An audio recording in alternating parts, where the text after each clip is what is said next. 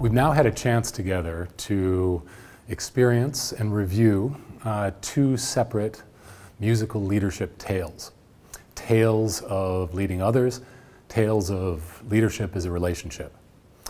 And I want us to pause right now and to do a very important reflection exercise.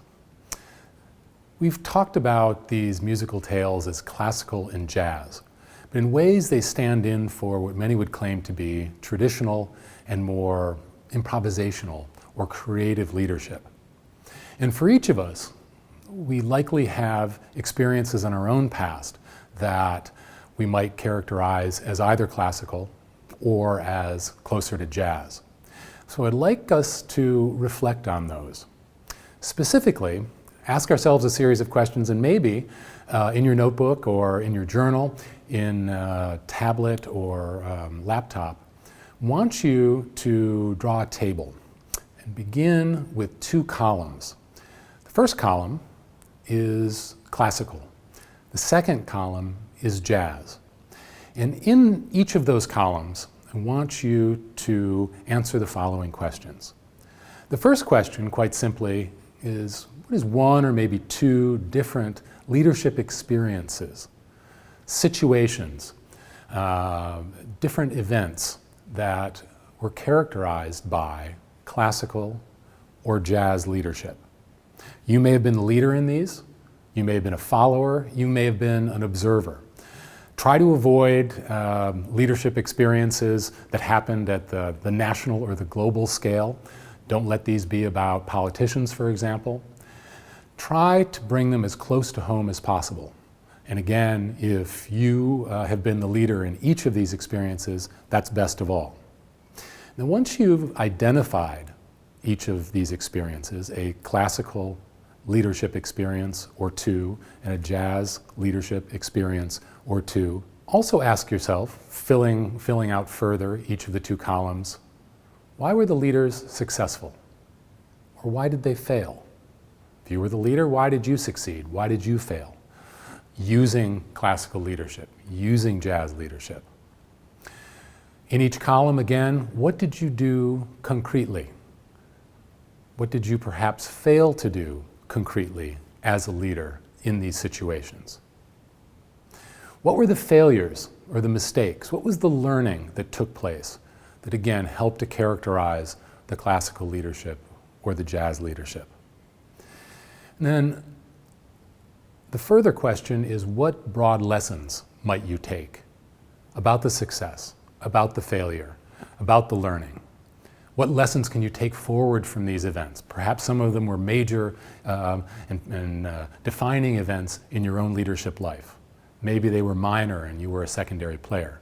Whatever their significance, what has brought them to mind now in doing this exercise? Still keeping with your two columns, move down further and compare your examples. What's different about the classical and the jazz experiences that you've just described and thought about? What are some of the commonalities? What are similarities? And again, what lessons can you take forward from the comparison or the contrast that you're able to draw?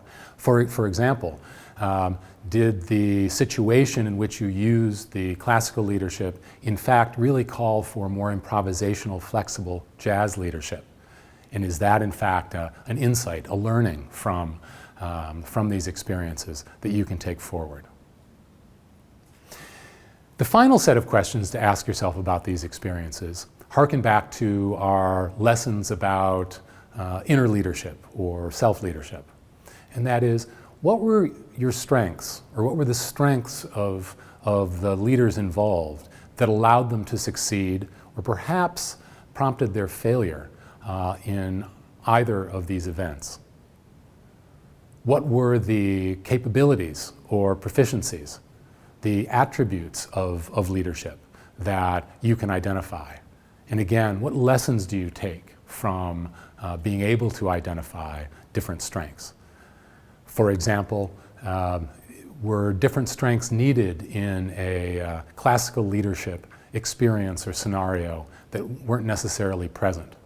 So take a few minutes now to fill out this table that you're creating, answering these different questions. These kinds of reflections, not just on past experience of your leadership or others' leadership, can be extremely valuable.